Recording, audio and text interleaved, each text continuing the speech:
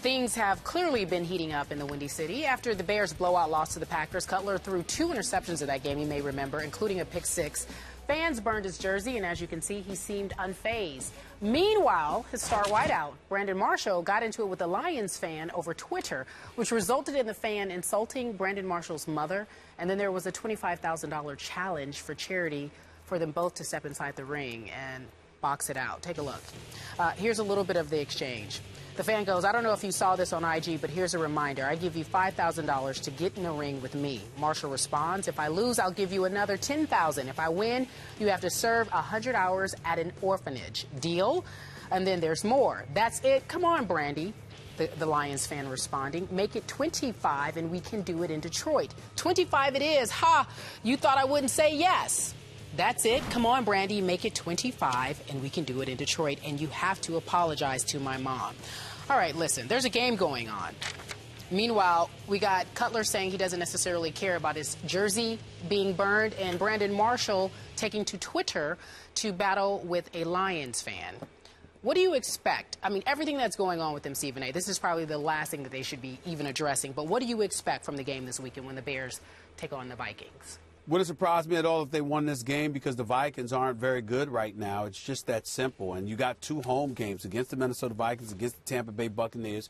In 2 weeks, they could easily be 5-6 before going to Detroit and losing that game. But the reality is that once the season is over, once this regular season ends, it'll mark the 4th consecutive year that the Chicago Bears did not make the playoffs. Trestman, as far as I'm concerned, has been an absolute disaster.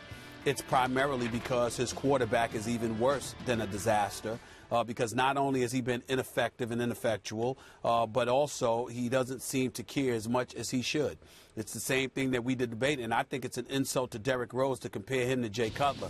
I think Derrick Rose made ill-advised comments. It wasn't wise, and you got to watch what you say moving forward. But Jay Cutler is a guy historically that has been unproductive and has been perfectly okay with it, it appears. He's not inspirational. He doesn't galvanize anybody. He doesn't lead anybody. He doesn't win football games. He doesn't get to the postseason.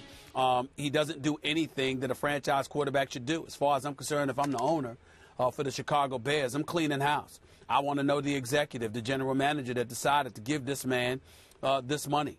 I want to know the head coach that thought he could work with this guy and turn him into something that he's not. I want to know who in God's name decided that this guy is the right representative for the city of Chicago. He doesn't belong in it. The great sports town that Chicago is, Jay Cutler isn't fit to represent them as a franchise caliber quarterback. You need something significantly different than what he represents in productivity, in body language, in results, in stature, in cachet, in everything. Whatever you need from a quarterback, he is not. He's got to go. And as far as I'm concerned, so does Trestman and every coach that coaches under him. They need to go. The general manager that got rid of Lovie Smith, that hired Trestman, he needs to go.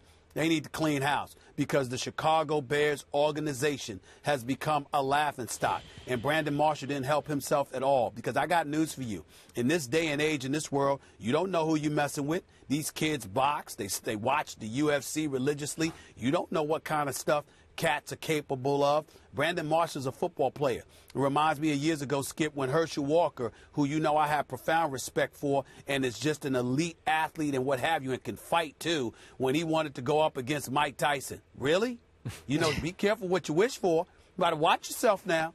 People got to be careful about that. And I'm not saying that Herschel Walker couldn't have beaten him if they were fighting in the UFC. Yeah. But in terms of putting on gloves in a boxing match, no, that's Mike Tyson's domain. You got to be careful about the stuff that you're wishing for and asking for. And Brandon Marshall don't know. You talk about somebody from the D, bro. This is Detroit.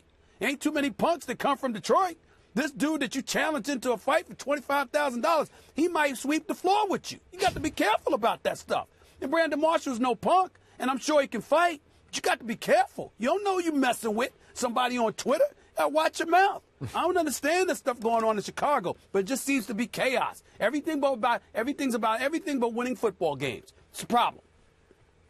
Okay, let me take your points one at a time quickly here. Let's go back to the reference I made early in the show comparing the reactions of Jay Cutler and Derrick Rose. Again, they don't belong in the same sentence because Derrick Rose won an MVP, and he has at least advanced his team in the playoffs.